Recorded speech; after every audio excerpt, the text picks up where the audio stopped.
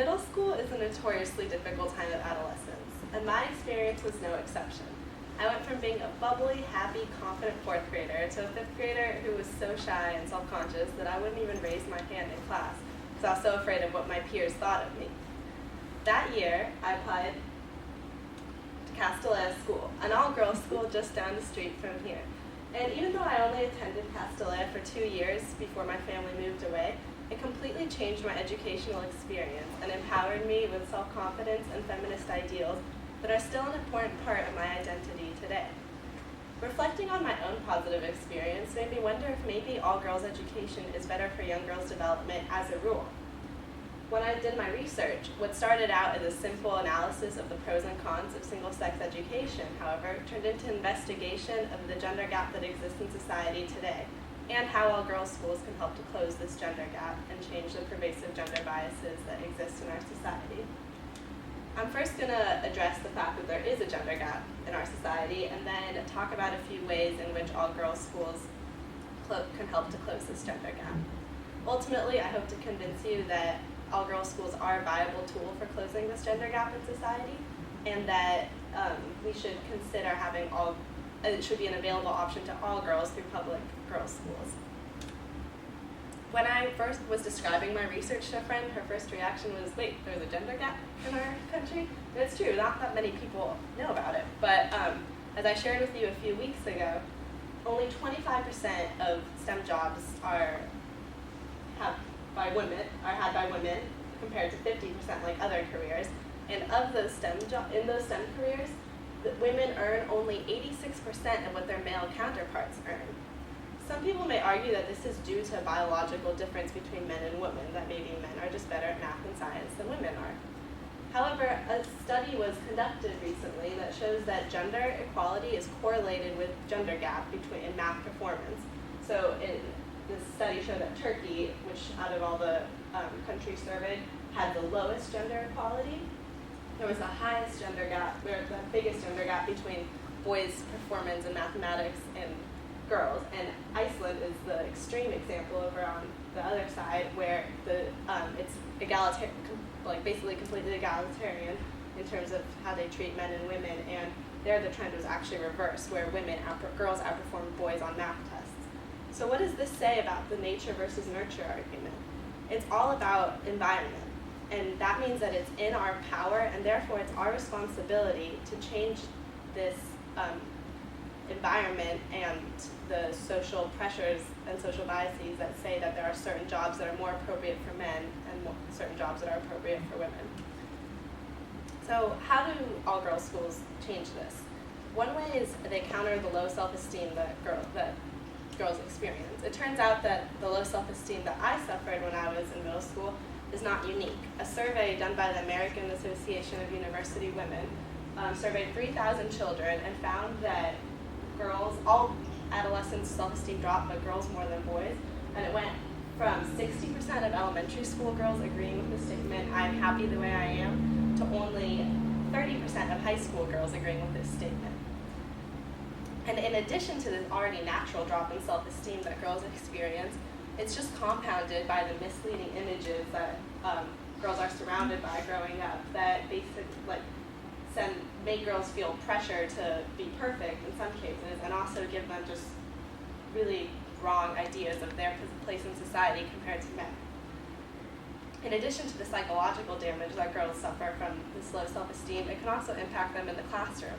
Imagine if they spend so much energy worrying about their physical appearance because they care so much about what boys think about them, how much are they monitoring their own behavior? It might manifest itself in their not raising their hand in class and being afraid to participate because they're afraid of either looking too smart or too dumb or just for caring too much when they should be cool and jaded. In all-girls schools, this problem is minimized to a certain extent just because of the fact that there aren't boys around that girls are trying to impress. And the founder of an all-girls school wrote that away from the distraction of trying to attract the other sex, girls are free to define themselves as other than objects of male sexual fantasy.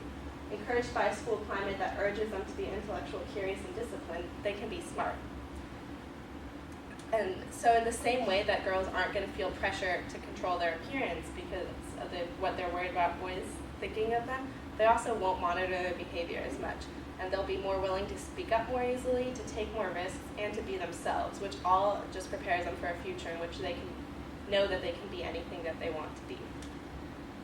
So another big way in which girls' schools can help close this gender gap is just by the fact that they provide a totally girl-centered education. The thing or survey that I mentioned earlier, conducted by the AAUW, found that there is gender gap or gender inequality in classrooms today, in the form of girls being underrepresented in curriculum and textbooks, in teachers favoring boys over girls in some subjects, and just the fact that girls are lagging behind boys in mathematics and science. As long as society continues fueling gender biases regarding which careers are appropriate for men and women, females are going to continue to bear the brunt of these biases. A 2012 study found that distinguished professors at a research university express a bias towards boys when hiring lab managers.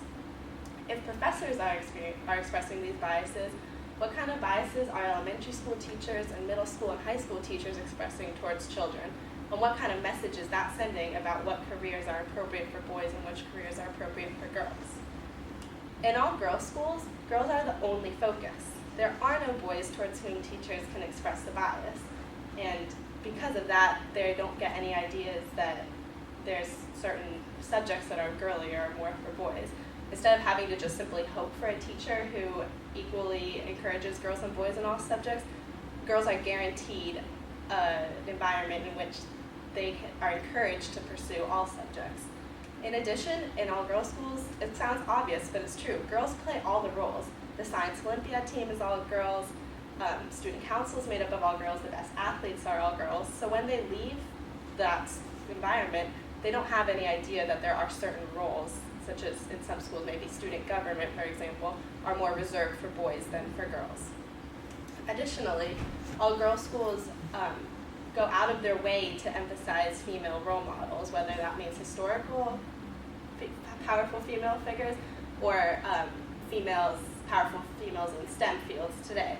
And in a lot of co-ed schools, these figures are skipped over just because they're not as famous as a result of sexism throughout history. But girls' schools do make an extra effort for this, and which is really important, because if the only people who girls are ever studying are men, what kind of message is that sending about female potential? Just because of their nature, girls' schools address this problem. Finally, I'd like to point out ways in which the numbers do back up these claims. A study by the National Coalition of Girls' Schools found that 13% of girls' schools graduates end up majoring in STEM fields, compared to only 2% of female graduates from co-ed schools, which shows that progress definitely can be made, and it looks like it is one way to achieve this change. So after all this research, I do believe that all girls schools is a viable tool for closing the gender gap in education and careers today. But unfortunately, they're pretty much restricted to those who can afford private schools. All girls schools are restricted to those who can afford private schools. There are a few public schools due to recent legislation in 2006 that are experimenting with single-sex classrooms, which is a step towards all-girls schools, public all-girls schools. But I think that I encourage more school districts to consider taking a step forward and and having all-girls public schools. There are a few in the country already that have been very successful, and I think that if they follow in the footsteps of their private school predecessors, then that would be a big step forward towards becoming a more egalitarian society. Thank you. Thank you, Nicole.